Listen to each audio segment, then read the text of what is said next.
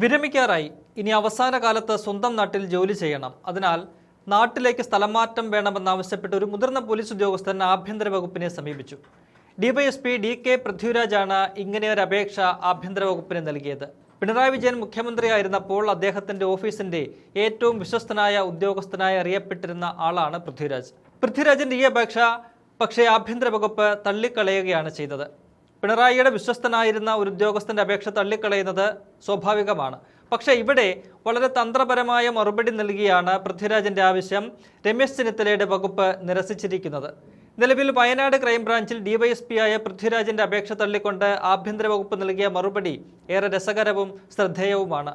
വയനാട്ടിലെ ജനങ്ങൾക്ക് മെച്ചപ്പെട്ട സേവനം ലഭിക്കാൻ താങ്കൾ അവിടെ തന്നെ തുടരണമെന്നും സേനയിലെ മികച്ച പ്രവർത്തനം കണക്കിലെടുത്താണ് പൃഥ്വിരാജിനെ വയനാട്ടിലേക്ക് സ്ഥലം മാറ്റിയതെന്നുമാണ് ആഭ്യന്തര വകുപ്പിന്റെ ഉത്തരവിൽ പറഞ്ഞിരിക്കുന്നത്.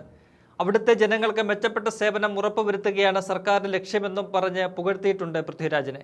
പോലീസ് സംഘടനയിലെ ഇടതനുകൂല വിഭാഗം നേതാവാണ് DK പൃഥ്വിരാജ്. പിണറായി സർക്കാരിന്റെ കാലത്ത് തിരുവനന്തപുരം കേന്ദ്രീകരിച്ചാണ് ഈ ഉദ്യോഗസ്ഥൻ പ്രവർത്തിച്ചിരുന്നതും. തിരുവനന്തപുരത്ത് ക്രൈംബ്രാഞ്ച് ആസ്ഥാനത്ത് DYSP ആയിരുന്ന പൃഥ്വിരാജിനെ എന്നാൽ UDF സർക്കാർ അധികാരമേറ്റതിന് പിന്നാലെ സ്ഥലം മാറ്റി. വയനാട്ടിലേക്കായിരുന്നു ഈ മാറ്റം. ഇവിടെ ചുമതലയേറ്റ ശേഷം പൃഥ്വിരാജ് സ്ഥലം മാറ്റത്തിനെതിരെ അഡ്മിനിസ്ട്രേറ്റീവ് ട്രിബ്യൂണലിനെ സമീപിച്ചു.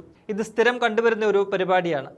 വിരമിക്കാൻ 7 മാസം മാത്രമാണ് ബാക്കിയെന്നും അതിനാൽ സ്വന്തം ജില്ലയിൽ പോസ്റ്റിംഗ് നൽകണമെന്നുമായിരുന്നു പൃഥ്വിരാജിന്റെ ആവശ്യം. എന്നാൽ ഇത് പരിശോധിക്കണമെന്ന് സർക്കാരിനോട് ആവശ്യപ്പെടുക മാത്രമാണ് ട്രിബ്യൂണൽ ചെയ്തത്. സ്ഥലം മാറ്റത്തിന് സ്റ്റേ കൊടുക്കുകയൊന്നും ചെയ്തില്ല. ട്രിബ്യൂണൽ ഉത്തരവുമായി DYSP സർക്കാരിനെ സമീപിച്ചപ്പോഴാണ് അത് നിരസിച്ച് വളരെ മനോഹരമായ കാരണങ്ങൾ ചൂണ്ടിക്കാട്ടി ആഭ്യന്തര വകുപ്പ് ഉത്തരവിറക്കിയിരിക്കുന്നത്.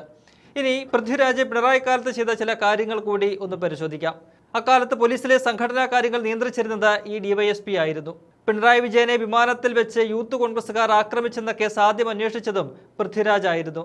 ഫർസിൻ മജീദ് ഉൾപ്പെടെയുള്ള യൂത്ത് കോൺഗ്രസ് പ്രവർത്തകർക്കെതിരെ വധശ്രമക്കുറ്റം ചുമത്തി. മാത്രവുമല്ല, യൂത്ത് കോൺഗ്രസിന്റെ വിമാനത്തിനുള്ളിലെ പ്രതിഷേധത്തിന് പിന്നിൽ ഗൂഢാലോചനയുണ്ടെന്ന് വരുത്തി തീർത്ത് അന്ന് യൂത്ത് കോൺഗ്രസ് സംസ്ഥാന ഉപാധ്യക്ഷനായിരുന്ന KS ശബരിനാഥിനെ ഉൾപ്പെടെ അറസ്റ്റ് ചെയ്തതും പൃഥ്വിരാജായിരുന്നു. ശബരിനാഥന്റെ മൊബൈൽ ഫോൺ ഉൾപ്പെടെ കസ്റ്റഡിയിലെടുത്ത് ഗൂഢാലോചനയ്ക്ക് തെളിവുണ്ടെന്നായിരുന്നു അന്ന് പോലീസ് വാദിച്ചത്. എന്നാൽ ഇപ്പോൾ ഈ സംഭവത്തിൽ യൂത്ത് കോൺഗ്രസ് പ്രവർത്തകരെ വിമാനത്തിൽ വെച്ച് മർദ്ദിച്ചെന്ന ആരോപണത്തിൽ EP ജയരാജനെതിരെ അന്വേഷണത്തിന് പ്രത്യേക സംഘത്തെ നിയോഗിച്ചിരിക്കുകയാണ് ആഭ്യന്തരമന്ത്രി രമേശ് ചെന്നിത്തല. അങ്ങനെ DYSP പൃഥ്വിരാജിനോട് ഒരർത്ഥത്തിൽ മധുര പ്രതികാരം തീർത്തിരിക്കുകയാണ് UDF സർക്കാർ എന്ന് പറയാം. പക്ഷേ സ്ഥലം മാറ്റണമെന്ന ആവശ്യം തള്ളാൻ ഉത്തരവിൽ പറഞ്ഞിരിക്കുന്ന കാര്യങ്ങൾ കണ്ടാൽ രാഷ്ട്രീയ പ്രതികാരമെന്ന് DYSP പൃഥ്വിരാജിന് പോലും ആരോപിക്കാനാകില്ല എന്നതും വസ്തുതയാണ്.